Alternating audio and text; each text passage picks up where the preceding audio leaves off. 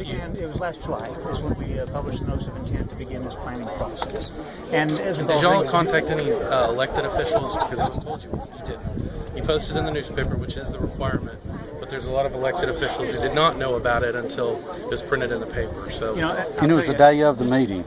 Pardon? And it was in the paper. People were getting phone calls the very morning of the meeting. Right. And that happens, and that's what we've heard. So what are I the do a lot of. I asked you before about a do-over, a well-publicized meeting. I actually was asking that question just today, and there's a lot of. What are the chances? Here's what we can do.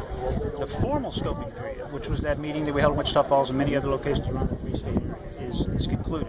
But the dialogue and interaction with the public is not over by any means. In fact, the process has built into it many opportunities for public review and process. Feedback. 3 states. You said a 3-state area? Our 3-state area is Kansas, Oklahoma, and Texas. Oh. That's our planning area. So at every step along the way, the public's going to have an opportunity to look and say, okay, BLM, what have you done here? Does it match the input we gave you earlier? And this is what I think about it at this point. So when the draft plan comes out, the public will have an opportunity to chop on that. When the final plan comes out, the public will have an opportunity to chop on that. Will these be publicized in a different fashion? Is there a chance that I can assure you that they're going to be very well publicized when those plans are out. I think we've crossed that threshold. Well, not as far as the next meeting. I can assure you. And someone brought up the ramp up. Why in December? Did something come down nationally that said we're going to start moving on some of this stuff? This is not a national initiative. This is a field office initiative. Do we have the newspaper? Where we have old plans on the books. We've got 20-year-old plans on the books. Those plans have to be updated at least every 15 or 20 years. For one reason, a big part of our mission in this region is oil and gas permitting, federal and Indian oil and gas permitting and compliance. And in the last 20 years, there's been a lot of technological developments on that front. Our plans don't reflect that. So we've got to update those plans. So as part of this much broader planning effort, we're looking at this remnant strip of land we have along the Red River. Nothing's ever been done before. So the question is, the wide open question is, what, if anything, should we be doing? That's the wide open question.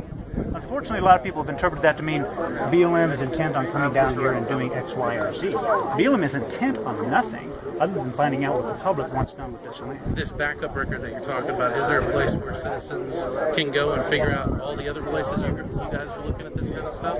If you're trying to update the big portfolio, like you said. And actually... Because this kind of, it felt like it snuck up on a lot of people. Yeah, and I can see that. It does appear that way. Unfortunately, the scoping meetings that were held, a lot of folks didn't know about it. Now, the ones that were held in this area were actually very well attended. They weren't attended by all these folks, but they were very well attended.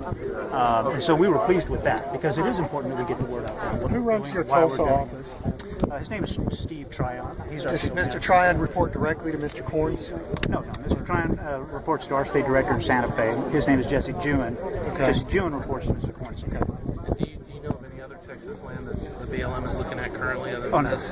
There's very little BLM land in Texas. Texas is a different, it's a whole other country. Didn't y'all We like it though. Yeah, that's a good thing. Didn't y'all make the same kind of inquiry down at Lake Levon on that 40,000 acres around the lake? Yeah, what do you... I'm not familiar with that. Is that a core project? There's a commissioner's court meeting today going on right now. Okay, so let's make a distinction. That you may be talking about Corps of Engineers. I mean, there's a lot of federal property in Texas, Corps of Engineers, Forest Service, DOD, you name it. But in terms of BLM land, public domain, undesignated land, there's very little.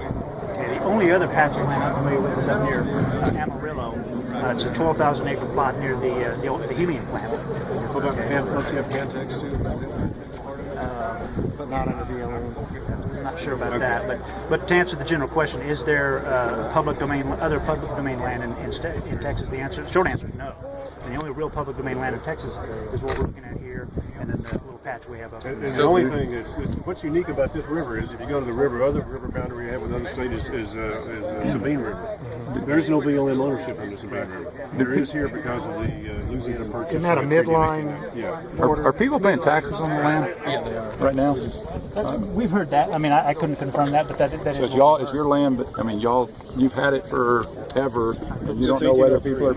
So you've had it forever, and you don't know whether people are paying taxes. Came out of that ruling is more or less fixed. Now, if you were to go out there on the ground today, that median line might not appear to be. But So you're saying the median line set in the 24th Supreme Court case may not be the actual median line today based on... if you were to do a calculation of that today, it might be different. Excuse me, what do you do for the BLM? What is your I'm a public position? affairs specialist. Okay. I wondered if you might be an attorney or... No. What's Well, actually, we've been in touch with the commissioner and lieutenant governor.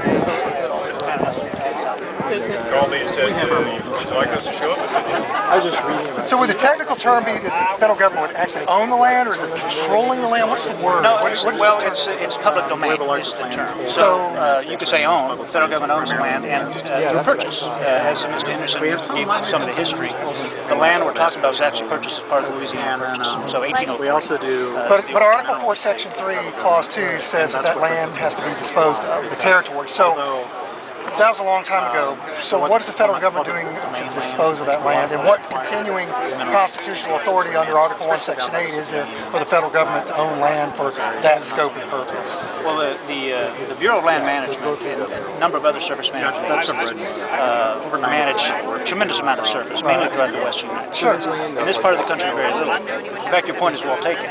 But almost all of the Louisiana Purchase